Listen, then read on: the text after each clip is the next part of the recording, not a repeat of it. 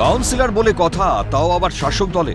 পূর্ব মেদিনীপুরের কাথি পুরসভার কাউন্সিলরের বিরুদ্ধে স্থানীয় বাসিন্দাকে হুমকির অভিযোগ। একদিন আমার শরীরকে নিয়ে এসে গাছ কাটা চালু করে, আমি বাধা দিই কাউন্সিলরকে যে আপনারা এরকম গাছ ফাছ কাটছেন কেন, এরকম আমাদের শরীরের কোনো ভাগটাগ হয়নি। বলছে গাছ কাটা হবে, তোমার কিছু করার আছে তুমি করে নাও। আমরা বাধা দেই, মারধর আরম্ভ করে আমার।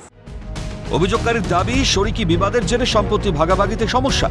চলতি বছর মার্চে এক শরিককে নিয়ে জমি থেকে প্রায় 12 লক্ষের গাছ কেটে নিয়ে যান 20 নম্বর ওয়ার্ডের কাউন্সিলর শ্রাবণী জানা পাল। 25 নভেম্বর মামলা তুলে নেওয়ার জন্য বাড়ি গিয়ে মারধর ও প্রাণনাশের হুমকি। প্রাণ আশঙ্কায় আইসি, এসডিপিও, এসপি এবং নগর উন্নয়ন মন্ত্রকে অভিযোগ।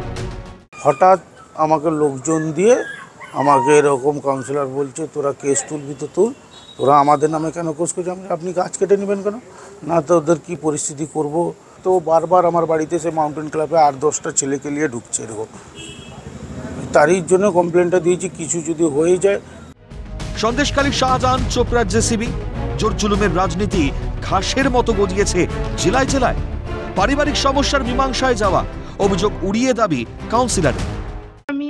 আমাদের তাহলে জনপ্রতিনিধিদের কোথাও গিয়ে কারুর ঘরে মীমাংসা করতে গেলে যদি এরকম মিথ্যে কেসে বা মিথ্যে অভিযোগ দিয়ে জড়িয়ে দেয়, তাহলে আমাদের তো কোথাও যাওয়ার উপায় নেই। কারুর ঘরে মীমাংসা করতে যাওয়ার দরকার। এরা তো সব গায়ের জোর করে ভাগ হয়নি, অথচ যেখানে যে পেরেছে বসে ঘর করে নিয়েছে, ভালো কথা। এখন কথা হচ্ছে গিয়ে তারা পুরোনো বাড়িতে থাকে, সেই পুরোনো বাড়ির উপরে মোটা চুরি লুঠের লাইসেন্স হলো তৃণমূলের টিকিট। তৃণমূলের দিকে আঙুল উঠতেই ঝাঁঝিয়ে উঠল বিজেপি। তৃণমূল মানেই চোর।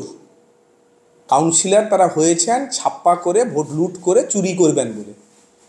মানুষের সরকারির সমস্ত প্রকল্পের টাকা চুরি করে তারা ক্ষান্ত হয়নি, ব্যক্তিগত গাছ তারা বিক্রি করে দিচ্ছে। তারা একটা লাইসেন্স পেয়েছে, তৃণমূল কংগ্রেস তাদের টিকিট দিয়েছিল, চুরি করে জেতার পরে যেন তেন প্রকারেণ মানুষের সম্পত্তি টাকা লুট করতে হবে, এটা তৃণমূল কংগ্রেসের চরিত্র।